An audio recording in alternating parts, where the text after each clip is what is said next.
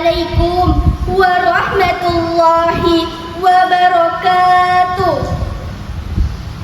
Bismillahirrahmanirrahim. Alhamdulillahi rabbil alamin. Wa bihi nasta'in ala umuri dunya waddin. Wassalatu wassalamu ala asrafil anbiya'i wal mursalin wa ala alihi wa sahbihi ajma'in.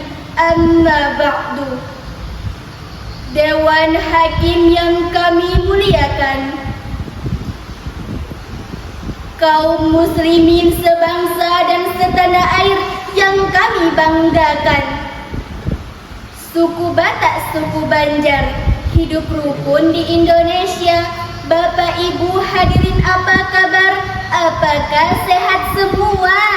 Alhamdulillah. Hadirin wal hadirat rahimakumullah. Indonesia adalah negara kesatuan yang penuh dengan keberagaman, terdiri dari keberagaman suku, budaya, bahasa maupun agama. Menurut Badan Pusat Statistik Nasional, Indonesia memiliki 17.001 pulau yang dihuni lebih dari 1.300 suku bangsa dengan 720 bahasa serta 6 agama yang diakui oleh Indonesia, yakni Islam, Kristen Protestan, Katolik, Konghucu, Hindu dan Buddha. Hal inilah yang membuat Indonesia menarik di mata dunia. Namun tidak bisa kita pungkiri bahwa keberagaman ini bisa menjadi sumber potensi terpecahnya persaudaraan, yang pada gilirannya dapat meruntuhkan falsafah negara Bhinneka Tunggal Ika, berbeda-beda tetapi tetap satu jua. Hadirin, kita umat Islam, mayoritas penduduk negeri ini harus mengerti dan memahami konsep merawat persaudaraan, sehingga kita bisa menjadi garda terdepan untuk Indonesia maju dan jaya. Atas dasar inilah tertarik hati kami untuk menyampaikan sebuah syarahan Al-Quran yang berjudul Nabi Pengajar Toleransi. Sebagai landasan awal, mari kita dengarkan firman Allah dalam Quran surah Al-Hujurat ayat 13 yang akan dibacakan oleh qari'ah kami sebagai berikut.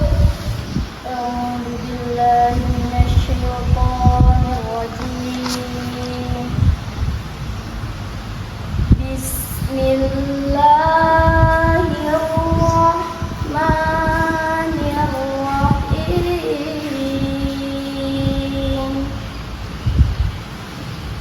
Ya ayyuhan nasu inna khalaqnakum min dzakarin wa untha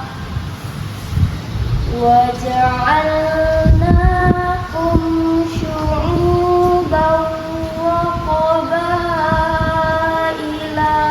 lita'arafu. Inna akramakum indallahi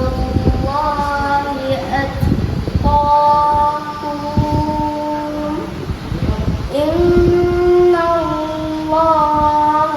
alimun khabir. Aku berlindung kepada Allah dari godaan syaitan yang terkutuk dengan menyebut nama Allah yang Maha Pengasih lagi Maha Penyayang. Wahai manusia, sungguh kami telah menciptakan kamu dari seorang laki-laki dan seorang perempuan. Kemudian kami jadikan kamu berbangsa-bangsa dan bersuku-suku agar kamu saling mengenal. Sungguh yang paling mulia di antara kamu di sisi Allah ialah orang yang paling bertakwa. Sungguh Allah Maha mengetahui, Maha teliti. Hadirin wal hadirat rahimakumullah. Asy-Syaikh Profesor Dr. Wahba Az-Zuhaili dalam kitab tafsirnya Al-Munir jilid 13 halaman 581 menukilkan dua riwayat berkenaan asbabun nuzul ayat tadi. Salah satu di antaranya riwayat dari Ibnu Abi Hatim dari Abi Mulaika bahwa pada hari Fatu Mekah, Bilal bin Rabah masuk ke dalam Ka'bah lalu mengumandangkan azan. Sebagian para sahabat memprotes seraya berkata, "Mengapa budak hitam ini yang mengumandangkan azan di dalam Ka'bah?" Lalu turunlah ayat ini. Kemudian Rasulullah SAW memanggil mereka dan memperingati mereka dengan tegas untuk tidak sekali-kali berbangga pada keturunan mereka dan merendahkan orang lain. Hadirin, menurut Profesor Dr. Muhammad Roy Shihab dalam tafsirnya Al-Misbah halaman 617 menjelaskan kata syuban dan qabail merujuk pada struktur sosial yang paling besar dan beragam atau nation and tribes.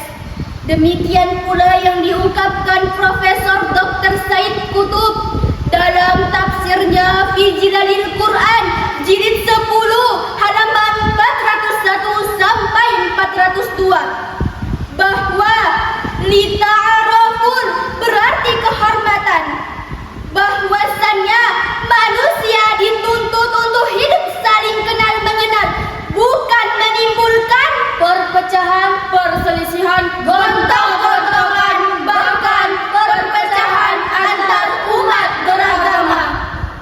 Hadirin, bukankah kata pepatah mengatakan tak kenal maka tak sayang, tak sayang maka tak cinta, bersatu kita kokoh, bersatu kita roboh.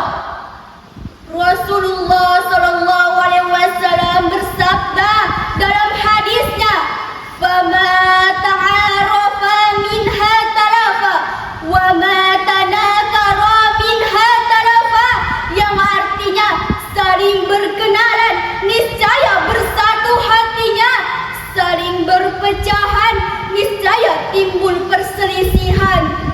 Hadis riwayat Imam Muslim. Hadirin wal hadirat rahimakumullah. Keberagaman di masyarakat hendaknya dijadikan sarana untuk menjadi sebagai, bukan isu yang membuat kita bertenggang rasa dan membuat kita diambang bencana. Lantas, bagaimanakah konsep Al-Quran untuk merawat persaudaraan di tengah masyarakat multikultural?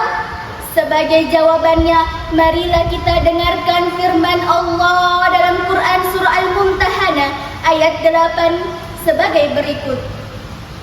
La yanhakumullahu 'anil ladzina yuqatilukum fid-din wa la yukhrijukum min diyarikum an tabarrukum fiha muqsitu ilaihim innallaha 'alimun hakim. Shadaqallahul 'azim. Allah tidak melarang kamu berbuat baik dan berlaku adil terhadap orang-orang yang tidak memerangimu dalam urusan agama dan tidak mengusir kamu dari kampung halamanmu. Sesungguhnya Allah mencintai orang-orang yang berlaku adil. Maha suci Allah dengan segala firman-firman-Nya. Hadirin wal hadirat rahimakumullah. Dalam tafsir Lubabun Nukul fi Asbabun Nuzul karya Imam Jalaluddin Asyuyuti halaman 234 yang menjelaskan bahwa sebab turunnya ayat ini berkenaan dengan kisah Asma binti Abu Bakar. Asma mendatangi Rasul. Beliau meminta pendapat kepada Rasulullah. Ya Rasulullah, saya dikunjungi ibu kandungku, Siti Kutailah Abu Ujjah, seorang musyrikah. Kemudian Asma bertanya kembali kepada Rasul, Ya Rasulullah, bolehkah saya berbuat baik kepadanya sementara ibu kandungku seorang musyrikah? Kemudian Rasulullah menjawab, ya, tentu saja boleh.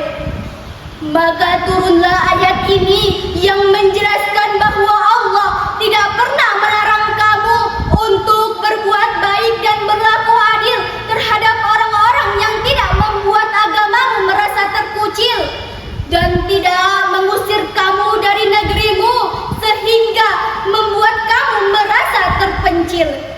Memang manis gula-gula, begitu juga Indonesia, banyak suku dan budaya, dari Aceh sampai Papua, ragam umat agamanya yang bersatu di Indonesia. Indonesia negeri tercinta, kita semua wajib menjaga, kita semua wajib menjaga.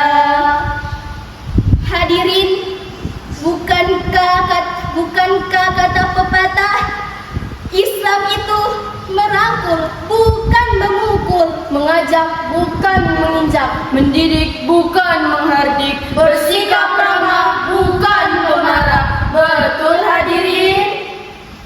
Sebagai kesimpulan dari syarahan kami, keberagaman adalah sebuah keniscayaan yang merupakan anugerah ilahi yang harus kita jaga dengan sebaik-baiknya.